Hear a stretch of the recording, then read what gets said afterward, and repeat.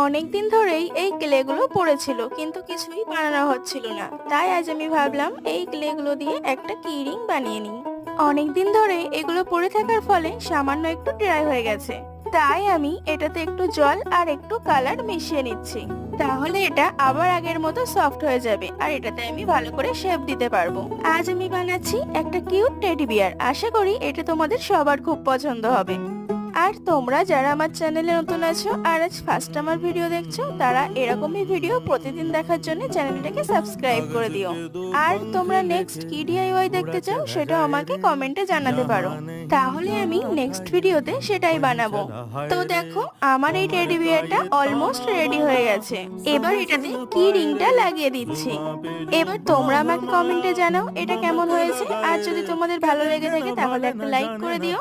আর চ্যানেলটা এখনো সাবস্ক্রাইব না করে থাকলে সাবস্ক্রাইব করে দিও। বাই।